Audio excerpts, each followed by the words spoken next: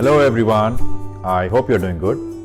In this video, we are going to talk about the problems faced when you're using eSIM, what are the reasons of those problems, and is there something that we can do to fix those problems. Now, before we move forward in the video, we want to inform you that this video has been made from the perspective of an international traveler who buy these packages for the purpose of affordable internet on their devices, which is primarily mobile handset that is compatible with eSIM technologies. Now, it is extremely important to note that device to device calling, that is mobile number to mobile calling, is not possible because these are only data packages. However, you will be able to make OTT to OTT calling, that is application to application, like WhatsApp to WhatsApp or Google to Google or Skype to Skype, depending on the country that you are in. Also, this doesn't stop you from using internet like Google Maps, hotel booking, and important applications like cab booking, which is extremely vital for a very good traveling experience when you are in the foreign land. Before you board the flight, ensure that you have latest version of iOS and Android updated in your mobile handset, and you have saved the QR code that's provided by the seller in your phone gallery, or you have taken a printout of this QR code. And when you are buying the package, just check the countries in which your package will work. For example, if you have a UAE data package, it is not going to work in any other country other than UAE. However, in market there are some packages sold like Europe, which will mention the number of countries of Europe this package will work. So have a realistic expectation that this eSIM that you will buy will work only in the regions that's mentioned by the seller in your package. Now, in case you are wondering where to buy these packages, you can go and check our website Hubbing Ecom, and on our YouTube we have also updated how to install eSIM in iPhone and iOS. Now, typically installing the eSIM generally takes like 5 to 15 minutes, and the best time to upload the eSIM on your handset would be after you land in the foreign country. A lot of travelers, they prefer doing it at the airport, including me, but this is a personal preference. You can do it in the hotel or any place where you have internet connection. Please note that when you are activating the internet and also accessing the QR code, you should be connected with the internet. People like me and a lot of solo travelers and a lot of female travelers, they prefer activating the plan as soon as they land in the airport. The reason is you want to get going accessing the internet from the word go. The beauty about this is even when you leave the Wi-Fi zone, you still want the connectivity and you want access to critical applications like Google Map and WhatsApp, and have the confidence that you can navigate on your own. The first problem that you can possibly face is QR code error or unable to continue cellular configuration. There can be several reasons for it.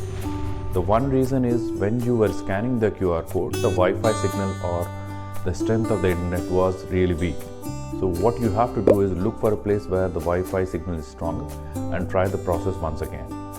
The other reason why this QR code error comes up is this QR code has already been used before, or the QR code in itself has an issue. So after you have tried the process when the signal of Wi-Fi was stronger, if you are still getting this issue, get in touch with the supplier or the support team of them.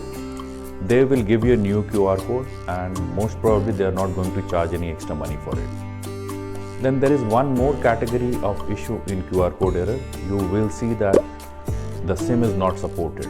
But once you see this pop up at the bottom, you will also see options like other options. On clicking on it, you then choose QR code and follow the normal process of eSIM installation.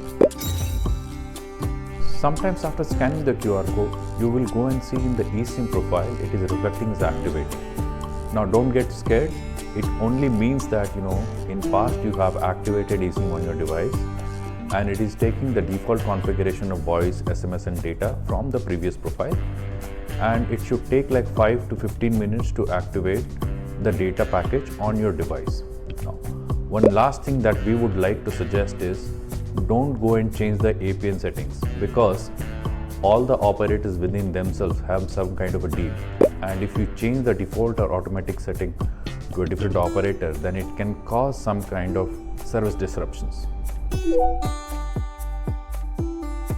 The next type of problem that one faces even after successful installation of eSIM is they are not able to use the internet. The first thing that you should do in this case is go and check the data is already selected on eSIM profile, while data roaming has already been toggled on. Once you do this, in majority of case, you will start accessing the internet. Now the speed of internet will depend upon the type of network that you are seeing on your handset. 3G, 4G, 5G. Generally 5G is faster than 4G and 4G is faster than 3G. So when you buy the plan, you can actually check with your seller the type of network that will support it. If it's 5G, obviously it will be the fastest, and it is good to understand the place from where you are coming.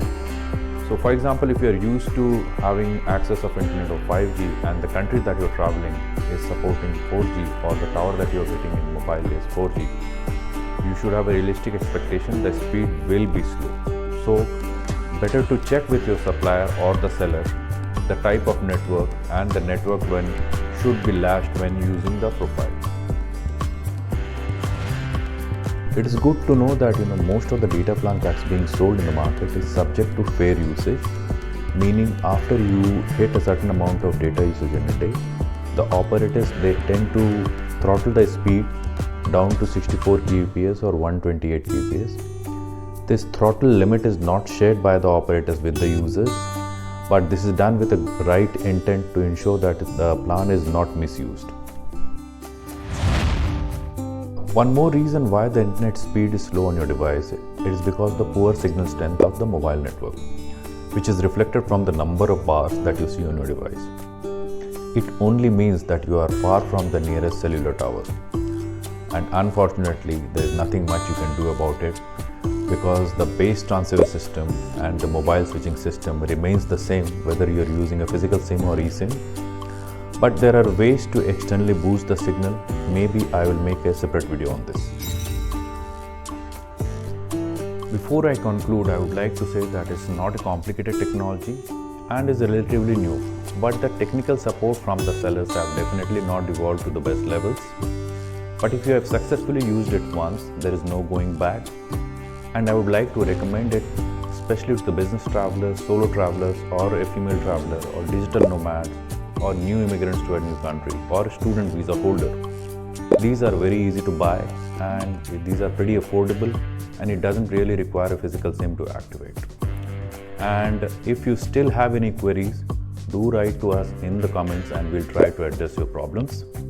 And if you have liked the video, do subscribe to our channel, and thanks for watching.